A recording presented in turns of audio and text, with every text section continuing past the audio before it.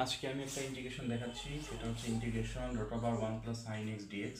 তো এই ইন্টিগ্রেশনটা করার জন্য আমাদেরকে যেটা করতে হবে, এইখানে এই রোটের ভিতরে যে টার্মটা আছে এটাকে আমাদের পূর্ণবর্গ আকারে প্রকাশ করতে হবে, মানে হচ্ছে something plus something whole square এই টাইপের প্রকাশ করে রোটটাকে মুক্ত করতে হবে। হ্যাঁ, রোট আবার মুক্ত করতে হবে।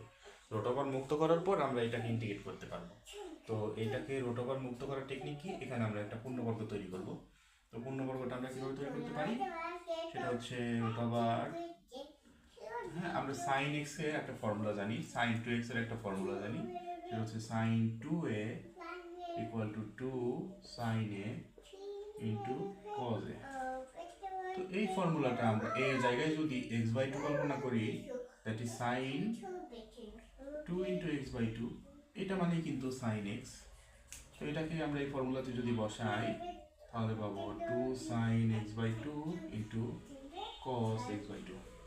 তাহলে sin x কে আমরা লিখতে পাচ্ছি 2 sin x/2 into cos x/2। আর 1 কে কিন্তু আমরা এভাবে লিখতে পারি sin square x/2 plus cos square x/2 equal to 1, কারণ আমরা জানি sin square something plus cos square something equal to 1। এইখানে বক্সের ভিতরে যাই হোক, এটা অলওয়েজ 1 হবে। তাহলে sine square x/2 plus cos square x/2 equal to কিন্তু 1 হবে। তাহলে আমরা এই 1 এর পরিবর্তে কিন্তু লিখতে পারি sine square x/2 plus cos square x/2।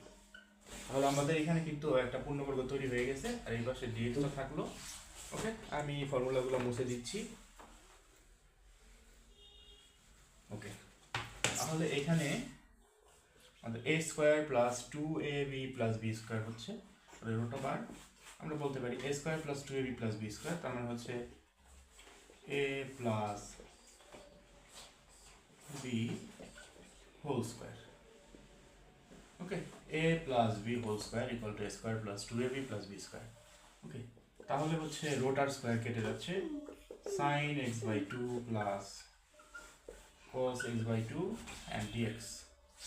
তো এটা কিন্তু আমরা ইজিলি ইন্টিগ্রেট করতে পারি। sin x/2 কে আমরা জানি sin x এর ইন্টিগ্রেশন হচ্ছে মাইনাস cos x। সো আমরা sin x কে ইন্টিগ্রেট করলে পাচ্ছি মাইনাস cos x/2। যেহেতু আমাদের x টা কিন্তু অ্যাকচুয়াল x না, এখানে যেহেতু x এর সাথে হচ্ছে ডিভাইডেড বাই 2 আছে x/2, তাহলে এটাকে ডিফারেন্সিয়েট করে ভাগ করে দিতে হবে। তাহলে x/2 কে যদি x এর রেসপেক্টে ডিফারেন্সিয়েট করি, হ্যাঁ x/2 কে যদি x এর রেসপেক্টে ডিফারেন্সিয়েট করি তাহলে আমরা কিন্তু হাফ পেয়ে যাব।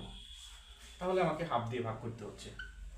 প্লাস সিমিলারলি cos x/2 কে যদি আমরা ইন্টিগ্রেট করি তাহলে আমরা পাবো sin x/2, যেহেতু এটা অ্যাকচুয়াল x না, এটাকে ডিফারেন্সিয়েট করে ভাগ করে দিতে হবে।